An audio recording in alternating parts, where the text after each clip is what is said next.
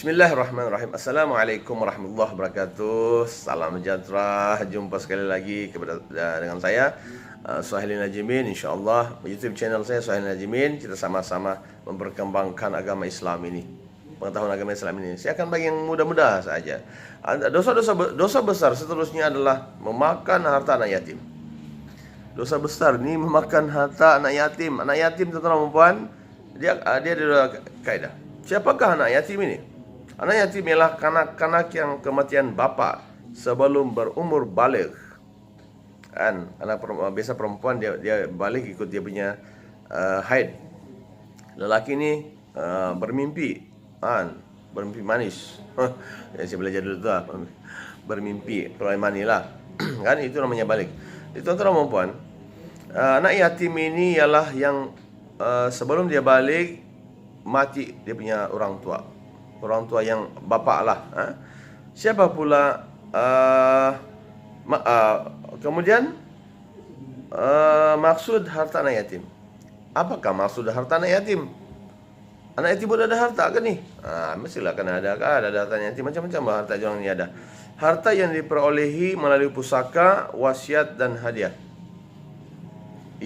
Ya kan ni?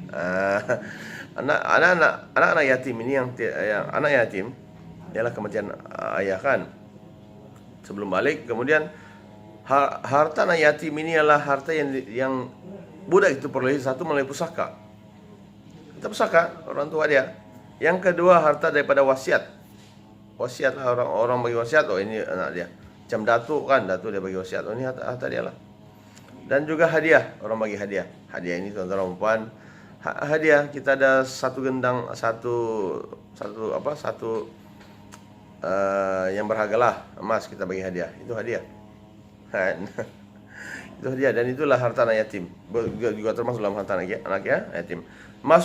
Apa pula maksud memakan harta anak yatim ini?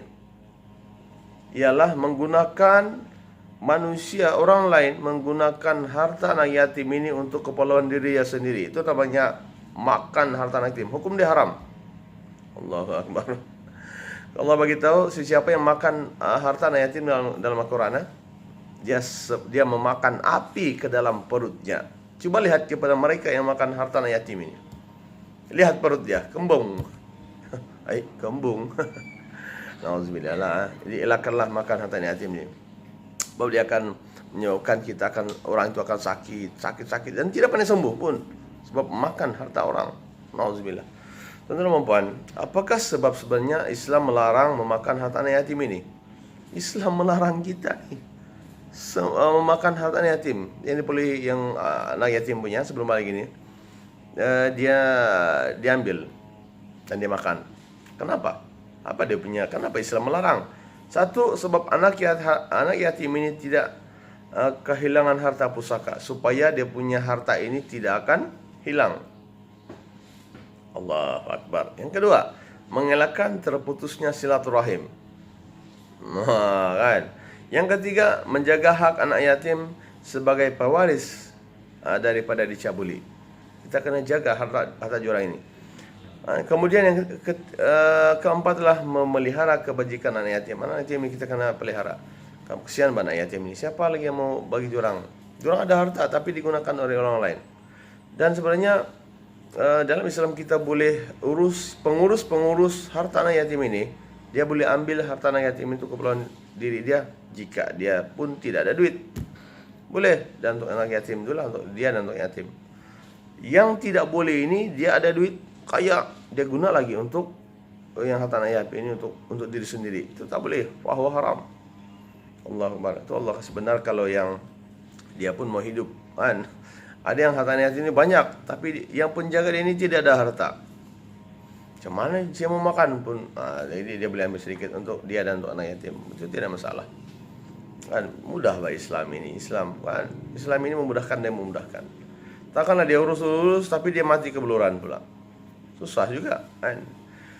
Tuan-tuan dan puan, akibat memakan harta anak yatim ini disebut dalam Al-Quran, yaitu fi butunihim nara. Di perut mereka ini api. Maknanya orang yang makan anak yatim ini, dia bila-bila akan sakit. Nara fi butuni nara. Nauzubillah lah. Janganlah elakkanlah.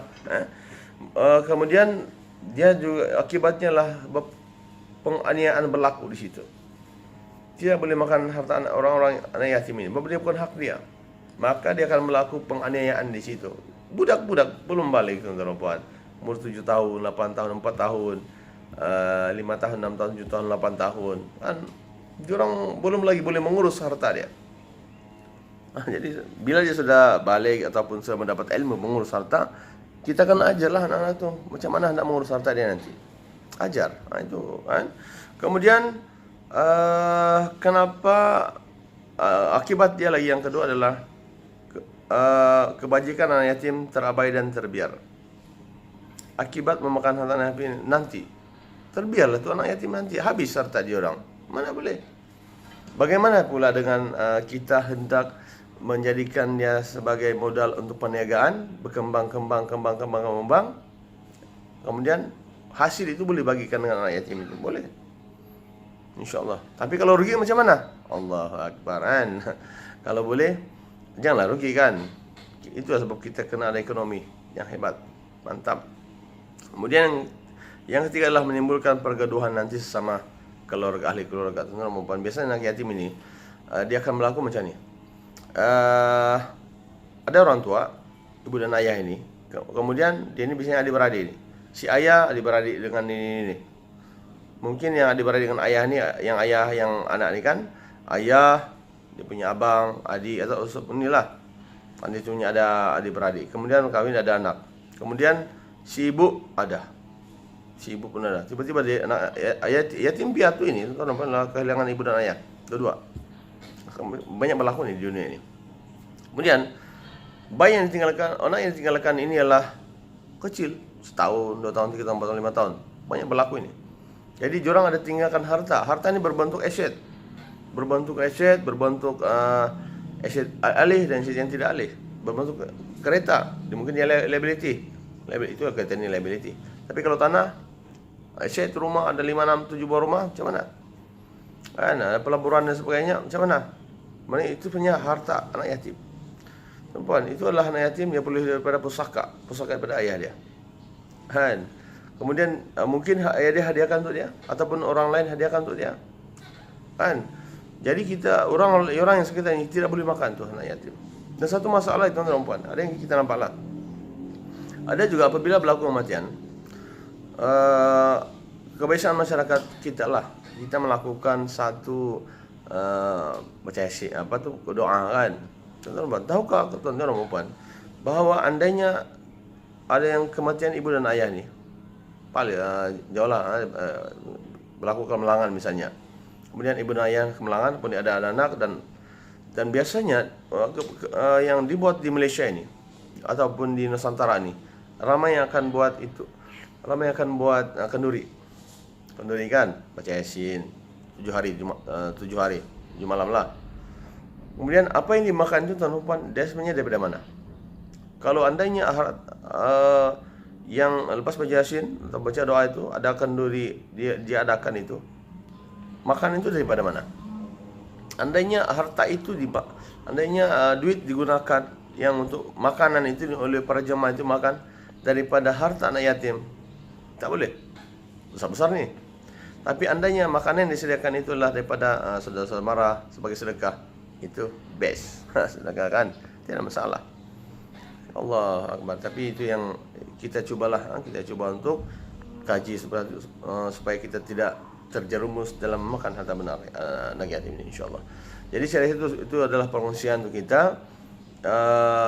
Kesimpulannya, kita hendaklah menyayangi anak-anak yatim ini, kan?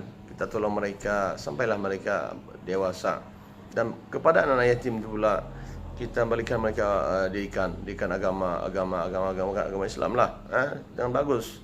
Jadi mereka dengan